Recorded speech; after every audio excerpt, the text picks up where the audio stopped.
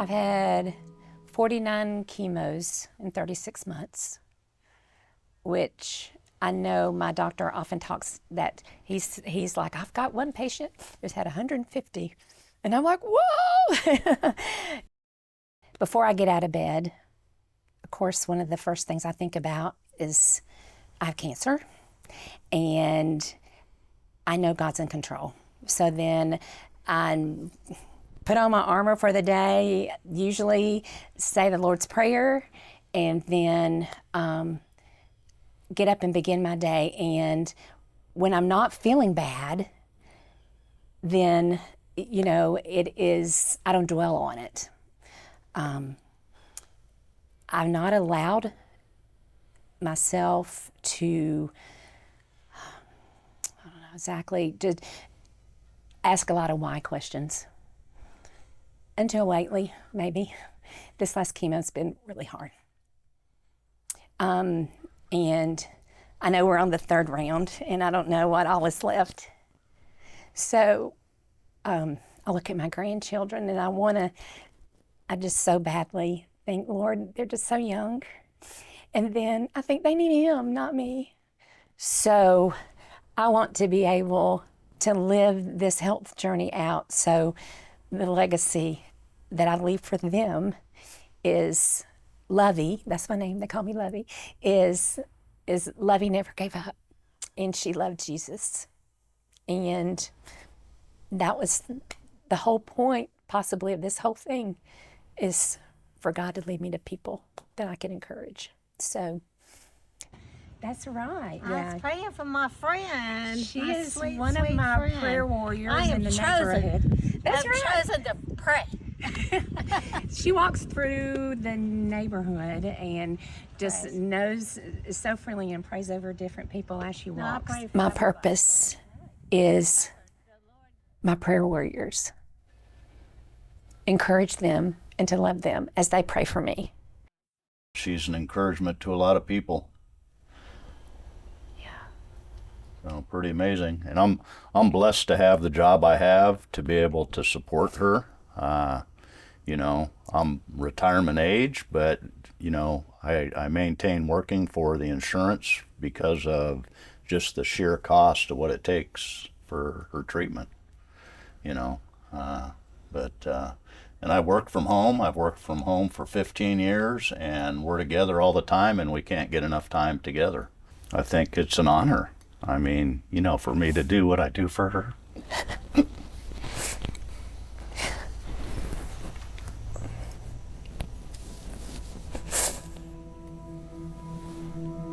Yeah, I do it very freely. You're a good man.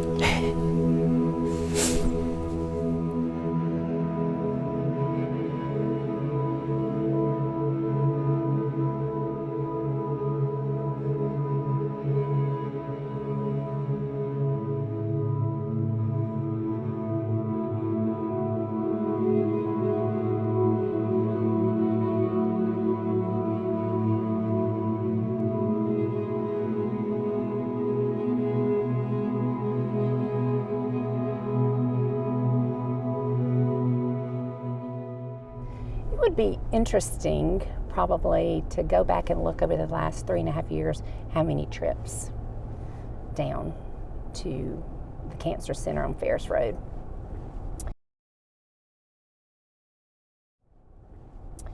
Sometimes it's very emotional for me and almost hard to, it's like once I get on the toll road up here,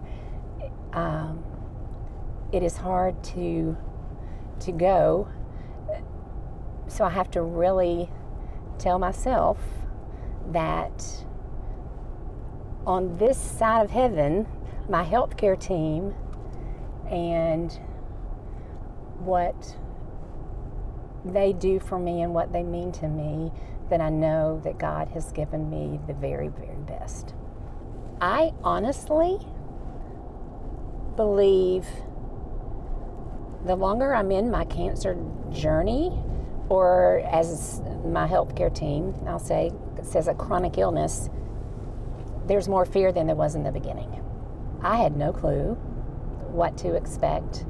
I knew that there was treatment. I knew eventually I could have surgery. I've had 2 complete rounds of the chemo drugs.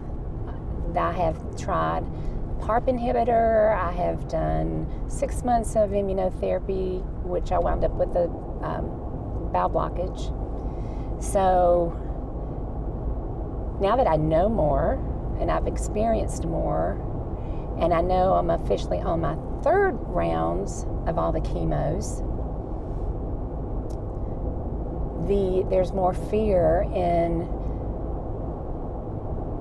thinking, what else is there that can treat me or that can treat this disease? Just in the last year that I've really allowed myself to feel anger. And it affects my faith journey when I allow that anger in, even though there's so many examples in the Bible of so many people that God really blessed, even when they were angry. But for me, that's something I'm having to learn that is okay to do. One of the ways I process my anger is I get in my car and I turn on praise and worship music, and I open my sunroof, and I usually stick my hands out the top, and I praise God, and I cry, and I cry, and I cry. And I try to mix my fear and my anger with worship towards Him, if that's even a possible thing. I think it is. And then I'll just do that until I'm exhausted. I might just drive around in circles. I might drive downtown and turn around and come back. But it just helps me to process that anger. Cancer will not win. If the Lord calls me home and I've had this disease, then I win because I'm with Him. But I will never, ever let cancer define who I am. I'm so much more than that.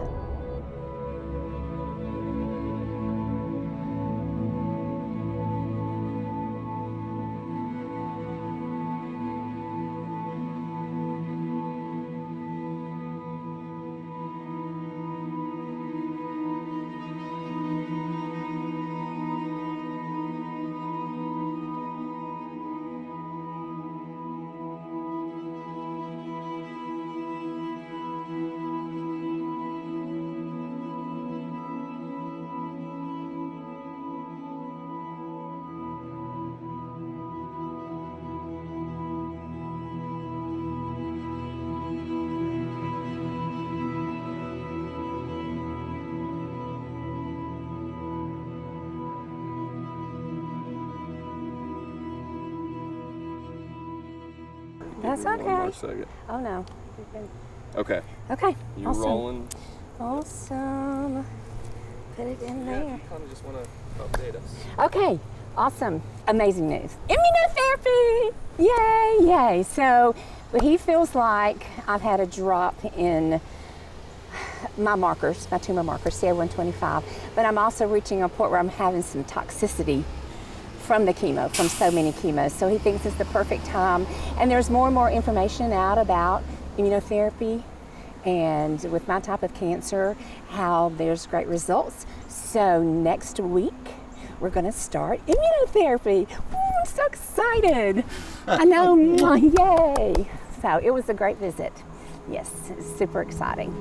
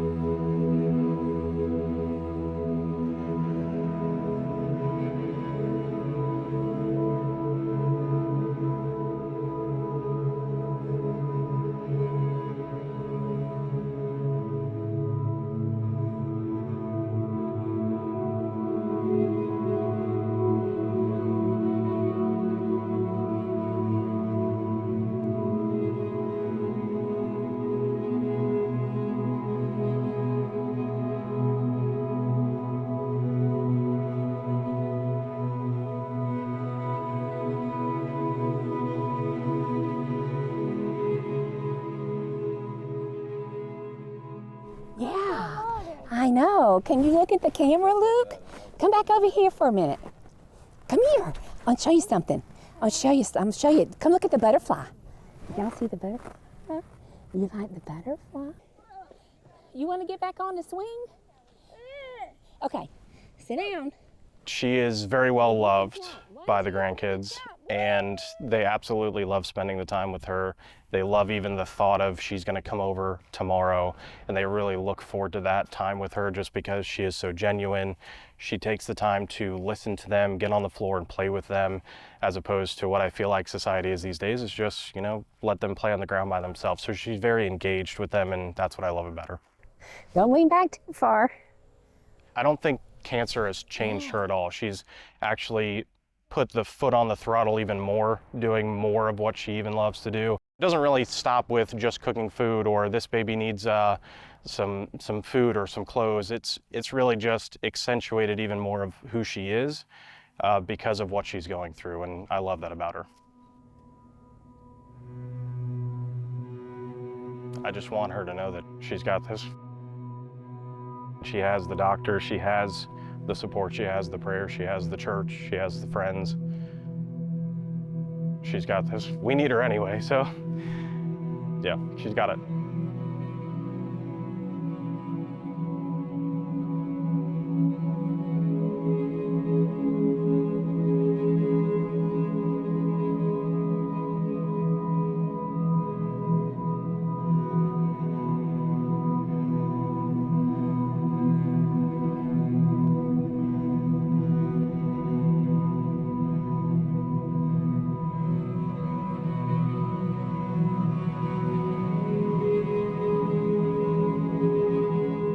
This space right here, this swing itself, is where I feel like God meets me.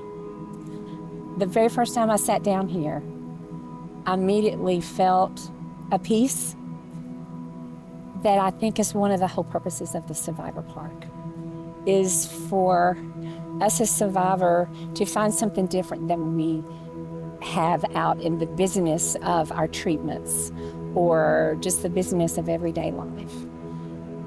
When God meets me here, I see the river, the waterfall, nature, whether it be the birds, the squirrels, the trees.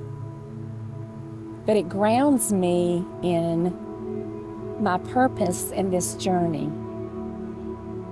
And the purpose is not to complain, it's not to always ask why. It's to be able to be set apart, so to speak, and encourage other people when lots of times I feel like I need encouragement myself.